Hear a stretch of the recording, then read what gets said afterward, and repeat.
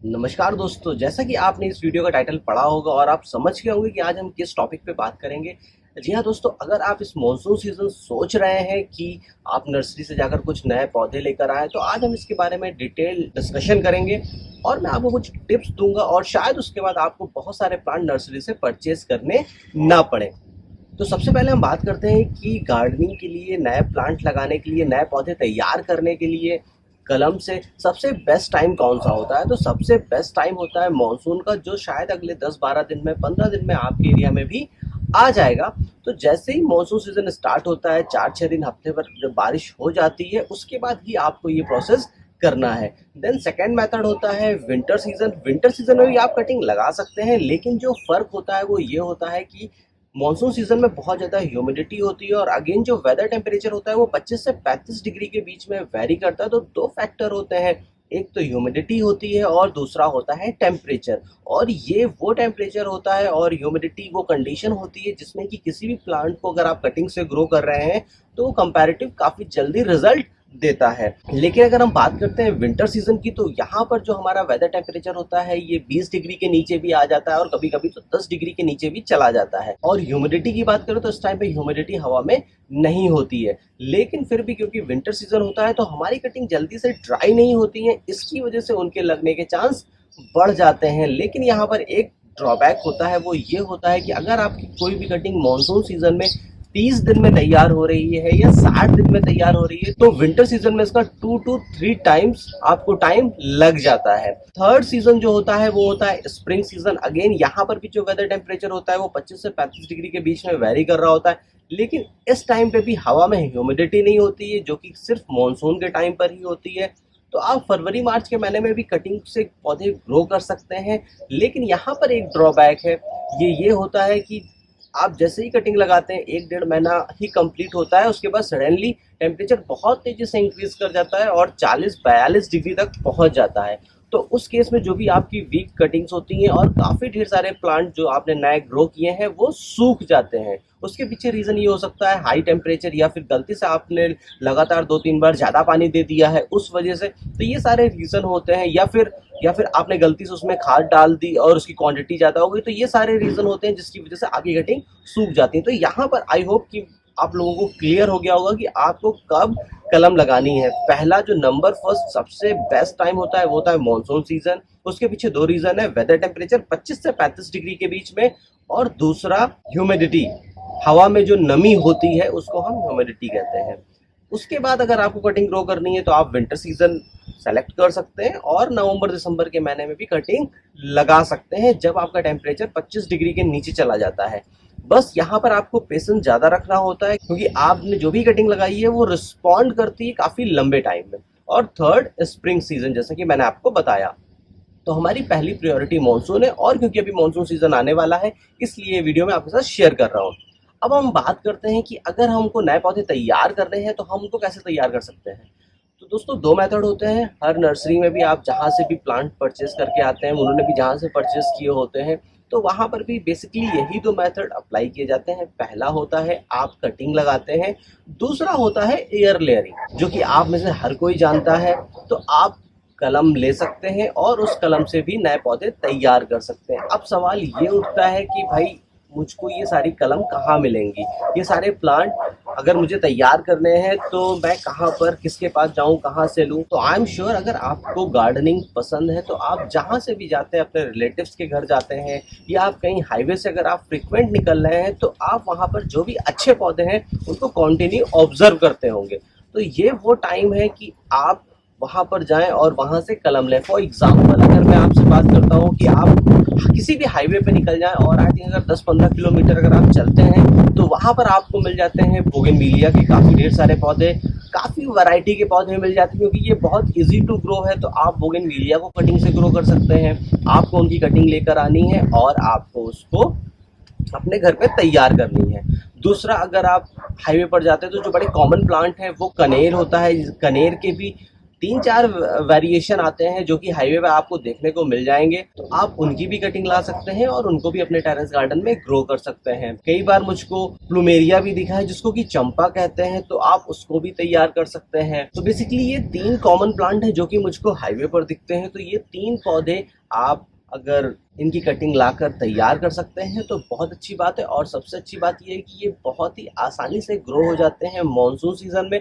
जबकि अगर आप नर्सरी में जाते हैं तो एक प्लांट आपको, अगर आपने ठीक ठाक प्लांट अगर लिया है तो वो 200 से 250 रुपये या इवन 300 रुपये की भी कॉस्टिंग आपको पड़ती है। तो इस तरीके से आप अपनी मनी तो सेव कर सकते हैं। और उससे ज़्यादा मोस्ट इम्पॉर्टेंट चीज़ ये है कि जब आप अपने टेरेस गार्डन में अपना खुद का तैयार किया हुआ पौधा देखते हैं तो आपको ज़्यादा अच्छा लगता है, ज़्यादा फील गुड होता है।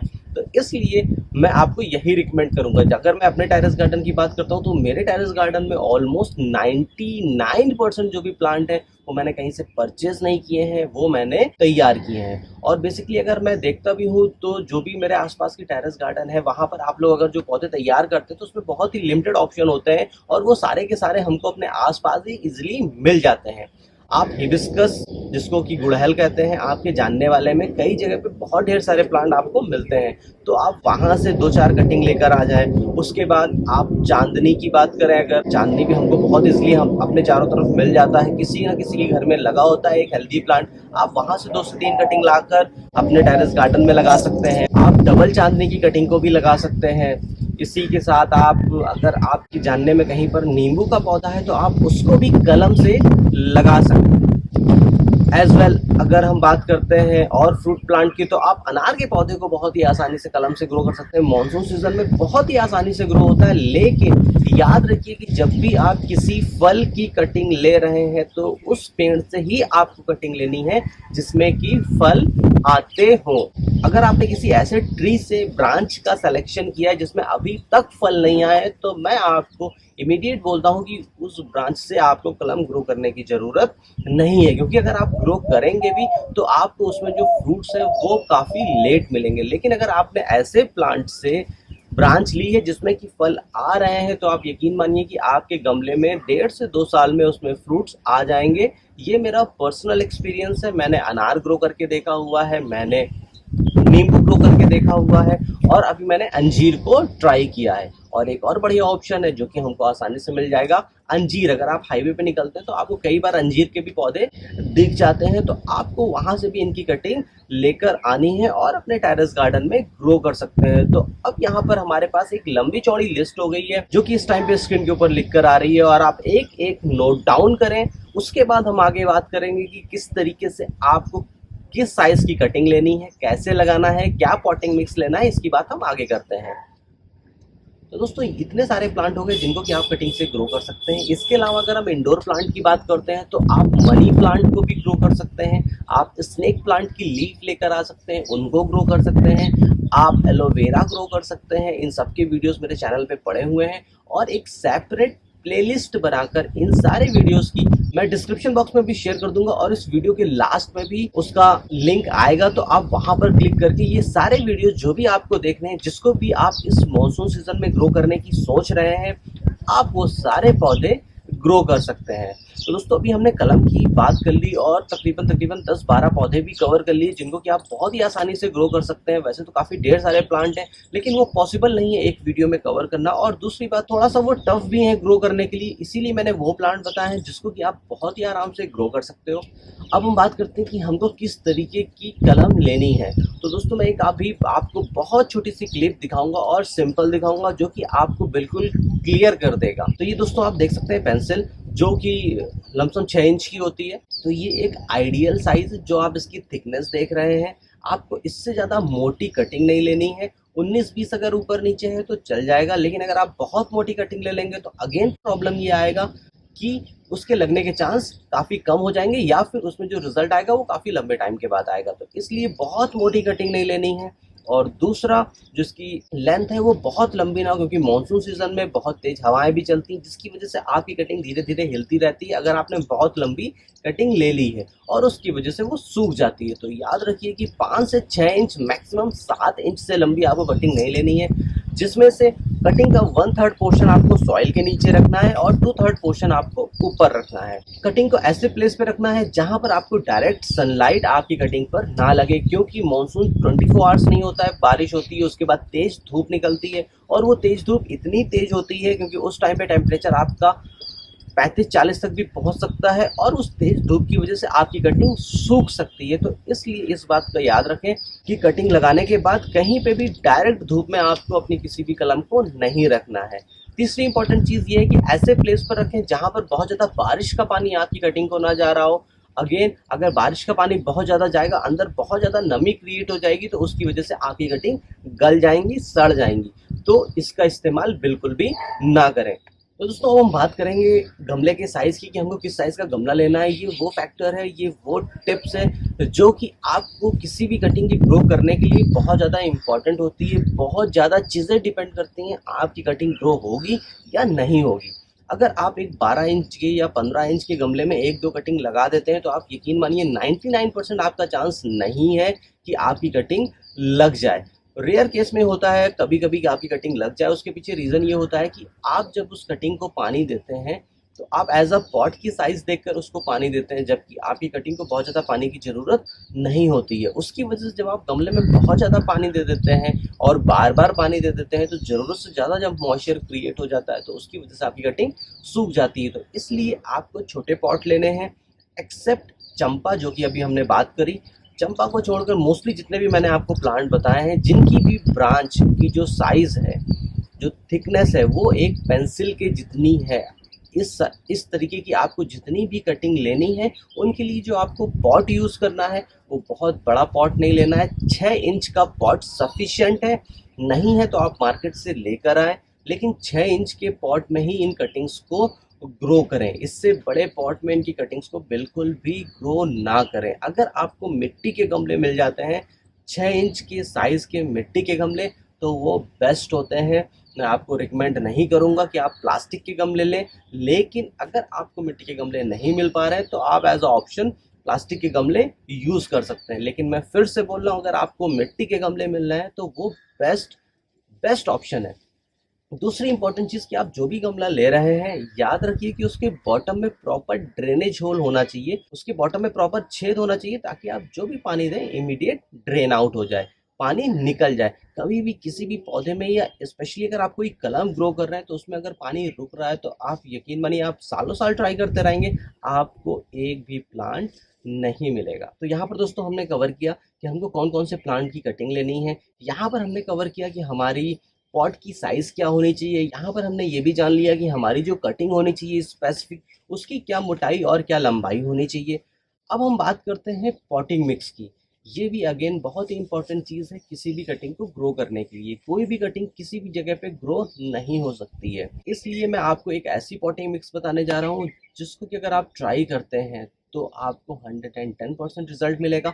अगर आपके घर के आसपास कहीं पर भी नहर है तो मैं आपको ये रिकमेंड करूँगा, या फिर किसी नदी का किनारा है तो मैं आपको रिकमेंड करूँगा कि वहाँ से आप मिट्टी लेकर आए। रीज़न ये है कि उस मिट्टी में एक तो काफ़ी ढेर सारे मिनरल्स होते हैं, दूसरी चीज़ वो ऑर्गेनिक होती है, उसमें किसी भी तरीके की अभी तक फर्टिलाइज़र का इस्तेमाल नहीं हुआ होता है। तीसरी चीज़ ये होती है कि उसमें सॉइल और सैंड का जो कॉम्बिनेशन होता है वो परफेक्ट होता है, बेस्ट होता है। तो अगर आपको वो सॉइल मिल जाती है तो ये ऑप्शन बेस्ट है।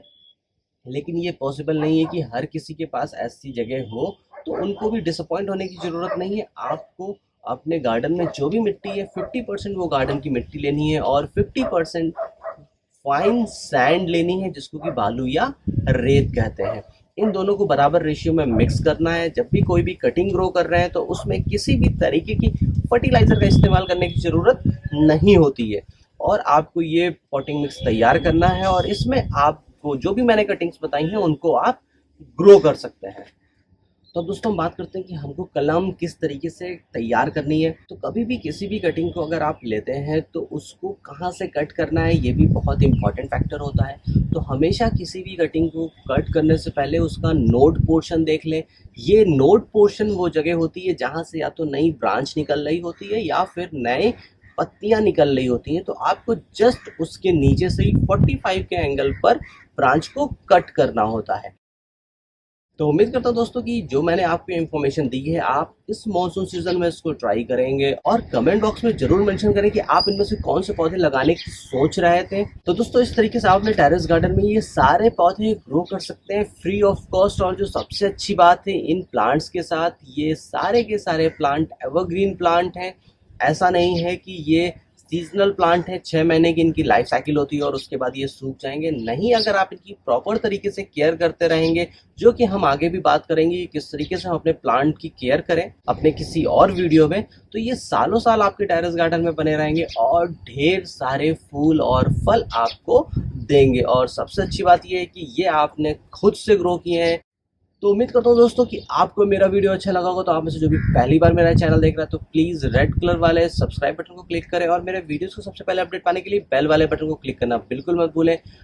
अगर अभी तक आपने मुझे इंस्टाग्राम पे फॉलो नहीं किया है तो इंस्टाग्राम पे जरूर से जरूर फॉलो करें, क्योंकि ये वो प्लेटफॉर्म है जहाँ पर आप मुझे जो भी मैसेज करते हैं मैं मोस्टली उनका रिवर्ट करता हूँ। सेम टाइम में ही आपकी जो भी प्रॉब्लम होती है उनको सॉल्व करता हूँ। तो इंस्टाग्राम को जरूर फॉलो करें, उसका अकाउंट डिटेल इस टाइम पे स्क्रीन के ऊपर लिख कर आ रही होगी। तो लाइक करो, सब्सक्राइब करो और शेयर करो हमारा अपना चैनल आर ग्रीन प्लैनेट। फिर मिलूंगा आपको नए वीडियो में नई जानकारी के साथ, तब तक के लिए नमस्कार।